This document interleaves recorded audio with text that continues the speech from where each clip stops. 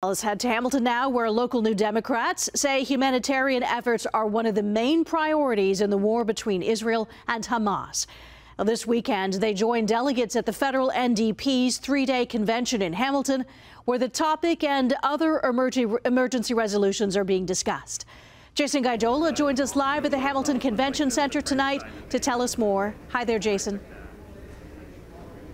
Hi, good evening, Taz. And given what's been unfolding out in Israel and Gaza, some delegates were looking forward to these tough and important discussions, and that's why it was added as an urgent priority. That was just added a couple hours ago to their resolutions list, and other last-minute additions include discussing Saskatchewan's policy on gender rights in schools and also investigations into India and potential war criminals in Canada.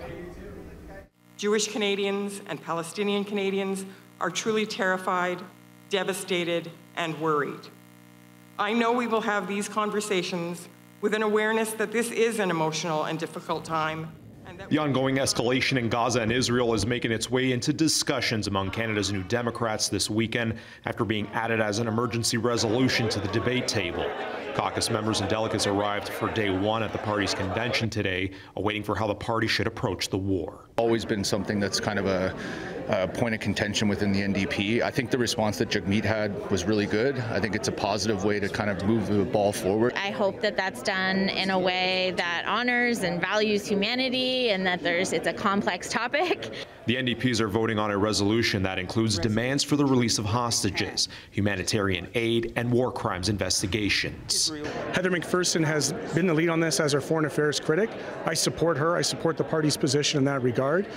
Ultimately, we would love to see a de-escalation of tensions and a return to diplomatic solutions. Hamilton Centre MP Matthew Green also calls for humanitarian efforts. Prior to the war, an early submission on the topic was left off the priority list. It called for a ceasefire in Gaza, but there was no mention of Israel. But after the Hamas attack on Saturday, local provincial NDP MPP Sarah Jama stated her support for Gaza but not Israel. She's since apologized but hasn't retracted her comments. Quite frankly, getting caught up in individual opinions, everybody's going to have one in this moment, and I think we need to take a step back.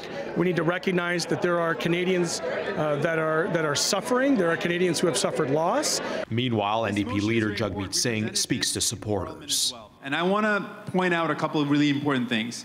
We're living in a time of unprecedented inequality. One of the major things I heard over the summer was the cost of groceries.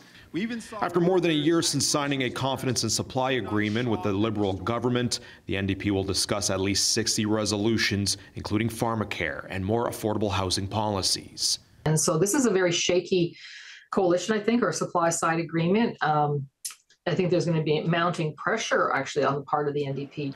Political science professor Lydia Milan questions the NDP's long-term Liberal agreement. I mean, how long can they continue to support a government that's really done nothing on these files and still have any credibility with their base? And so, as I said, both the Liberals and the NDP are in very precarious positions right now.